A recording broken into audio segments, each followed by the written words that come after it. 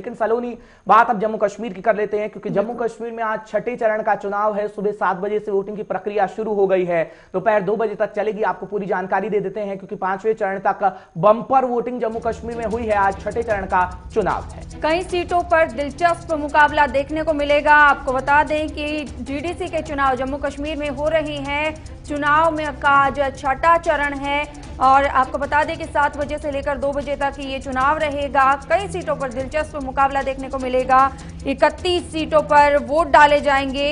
जम्मू संभाग की बात करें तो 17 और कश्मीर की बात करें तो 14 सीटों पर मतदान होगा और लगातार भारी संख्या में इससे पहले भी देखा गया है 5 चरण के जो मतदान हुए हैं उसमें जम्मू कश्मीर की जनता ने बढ़ चढ़कर भाग लिया है, चाहे वो वृद्ध हो, महिला हो या फिर युवा जो हैं वो भी बढ़ चढ़कर हिस्सा उन्होंने लिया है और एक ही उम्मीद के साथ कि 70 सालों बाद ये उन्हें सौभाग्य हासिल हुआ है।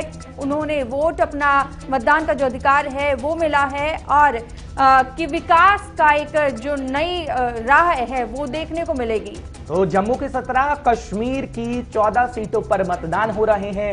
सुबह 7 बजे से वोटिंग शुरू हो चुकी है, लोग घरों से निकल रहे हैं। तस्वीरें भी हम आपको लगातार दिखा रहे हैं। हालांकि इससे पहले चरणों की बात करें तो बम्पर वोटिंग हुई है। लगभग सभी चरणों में 50% से ऊपर वोटिंग दर्ज की गई है, जो कहीं ना कहीं बदलाव की बयान जम्मू कश्मीर में दर्शाता है कि लोग क्या चाहते हैं, विकास चाहते हैं। क्योंकि लोग सब बातचीत करते हैं। गुलिस्तान न्यूज और JK 24/7 न्यूज जब ग्राउंड जीरो पर पहुंचता है तो लोगों का यही कहना है कि हम विकास के मुद्दे पर ज्यादातर वोट डाल रहे हैं। बिजली, पानी, सड़क।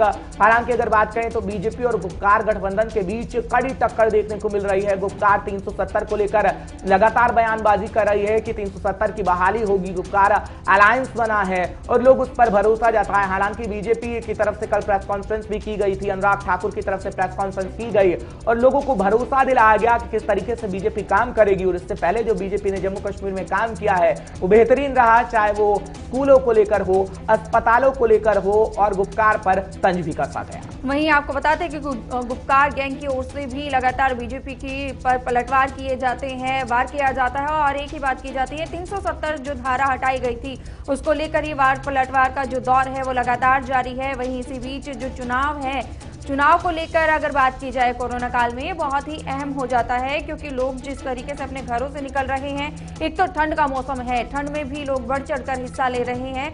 दूसरा, कोरोना की वजह से जो तमाम इंतजाम है वो किए गए हैं, एहतियात के तौर पर सोशल डिस्टेंसिंग का ख्याल रखना हो या फिर मास्क पहनकर जो जनता है वो वहां पर वोट डालने के लिए आ रही है। इसी के साथ ही सैनिटाइजेशन का भी इस्तेमाल किया जाता है। वहीं दूसरी और अगर सुरक्षा की बात करें तो सुरक्षा के भी पुख्ता इंतजाम किए गए हैं। भारी संख्या में पुलिस बल तैनात देखने को मिल रहा है ताकि कोई भी ऐसी घटना ना हो जिससे कि लोगों को परेशानी हो या भय का माहौल हो। तो तमाम ये चीजें जो है डीडीसी चुनाव में काफी दिलचस्प बना देती हैं इस चुनाव को।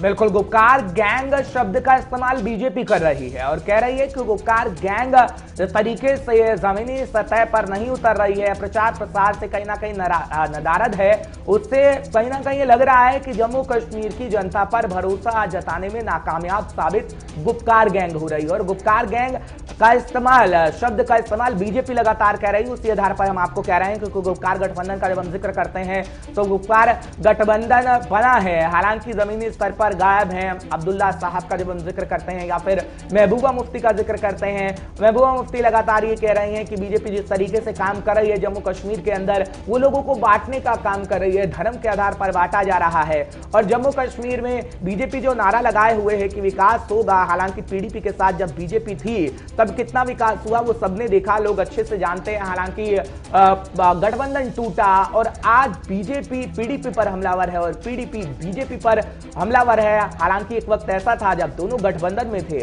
और दोनों ये दावे वादे करते थे कि जम्मू कश्मीर में विकास की धाराएं बहेंगी, लेकिन विकास की धाराएं कितनी बही हैं वो लोग अच्छे से जानते हैं, जनता जनार्दन है। और 22 तारीख को जब परिणाम घोषित होंगे तब तो ये फैसला हो ही जाएगा। खैर, 19 दिसंबर तक ये वोटिंग होनी है। 8 चरणों में मतदान हो रहे हैं। आज छठा चरण है और छठे चरण में खासकर अभी लोग घरों से निकले हैं। सुबह सुबह का वक्त है, महिलाएं खासकर दोपहर तक निकलती हैं जब 10 से 11 बज जाते दिखाते हैं। फिलहाल सुबह सुबह का वक्त है सलोनी और घरों से जनता बिल्कुल। निकल रही है। घरों से जनता निकल रही है। दरअसल सुबह सुबह के जो तमाम काम होते हैं वो काम करने के बाद ही लोग ज्यादातर रुझान जो है वोट डालने के लिए वो देखा जाता है। सभी काम निपटाने के बाद ही ज्यादातर जनता जो है वो वोट डालने के लिए आती है। वहीं बात करें डीडीसी के चुनाव की, तो डीडीसी चुनाव का आज छठे चरण का मतदान है। कई सीटों पर मतदान है। ये 31 सीटों पर वोट डाले जाएंगे। और आपको बता दें कि जम्मू संभाग में 17 और कश्मीर की 14 सीटों पर मतदान हो रहा है। छठे दौर का आज छठे चरण का मतदान है। तो बिल्कुल बड़ी जानकारी हम आप तक लगातार पहुंचा रहे हैं और तस्वीरें भी दिखा रहे हैं उन 5 चरणों की भी कि किस तरीके से लोग घरों से निकले थे। हालांकि अब छठा चरण है और ऐसे में धीरे धीरे सर्दियां बढ़ रही हैं और ठंड का मौसम है, बर्फबारी हो रही है कश्मीर के अंदर। जब हम खासकर जिक्र करते हैं कश्मीर का, तो बर्फबारी का दौर जारी है और बर्फबारी के बीच किस तरीके से जनता निकल रही है उसकी तस्वीरें भी हम आपको दिखा रहे हैं। क्योंकि जम्मू कश्मीर की जनता बदलाव चाहती है, बिजली चाहती है, सड़क चाहती है, पानी चाहती है और भरोसा कहीं ना कहीं जो बीजेपी कह रही है कि लोग उन पर जता रहे हैं। खैर ये तो वक्त ही बता पाएगा।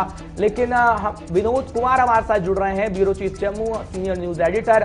तमाम जानकारी वो भी आप तक पहुंचाएंगे। विनोद, जानकारी दीजिएगा, क्या जम्मू कश्मीर में बदलाव की बयार है क्या? क्योंकि आज छठे चरण का चुनाव है, मौसम बदल गया है, ठंड बढ़ गई है, लेकिन राजनीति मौसम बड़ा गर्म है जम्मू कश्मीर के अंदर। कैसी स्थिति आपको दिखती है छठे चरण में? कितनी तादाद में लोग निकले हैं? बिल्कुल बिल्कुल आपने ठीक कहा कि तापमान में जरूर गिरावट आ रही है।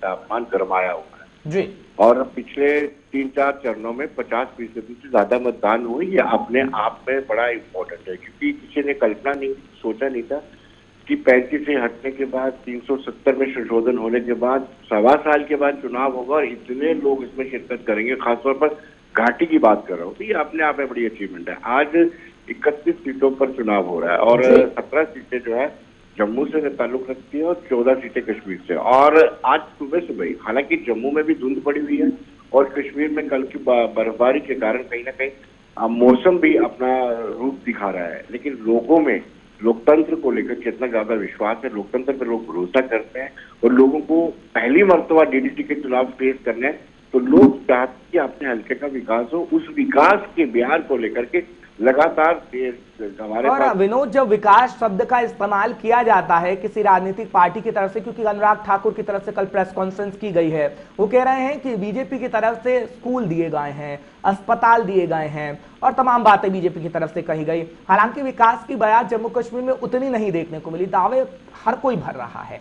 क्या लगता है आपको, हवा का रुख किस तरफ है और किस और करवट लेगी जम्मू कश्मीर की राजनीति आने वाले दिनों में? क्योंकि गुपकार अलायंस बना है, जिसे गुपकार गैंग बीजेपी कह रही है और अन्य पार्टियां भी हैं मैदान में। देखिए, दोनों ही तरफ से इमोशनल कार्ड्स खेले जा रहे हैं। अगर भारतीय जनता पार्टी की बात करें तो भारतीय जनता पार्टी कहती है कि हमने अपने मैनिफेस्टो के मुताबिक 370 में संशोधन किया, 35 को हटाया और यहाँ पर जम्मू कश्मीर को यूटी बना रहा है और लद्दाख भी यूटी की डिमांड थी, वो हमने कमिटमेंट पूरी की है। और दूसरी ओर अगर देखें, गुपकार अलायंस ये कह रहे हैं कि हम इसको 370 को वापस लाएंगे, 35 को वापस लाएंगे। जब प्रचार की बात चलती है, प्रचार में इमोशनल कार्ड खेले जाते हैं, कोई भी विकास का नाम नहीं लेता है। विकास का नाम कश्मीर में भारतीय जनता पार्टी लेती है। चलिए, बहुत बहुत शुक्रिया विनोद, अपनी नजर बनाए रखिएगा, पूरी जानकारी आपसे लेते रहेंगे क्योंकि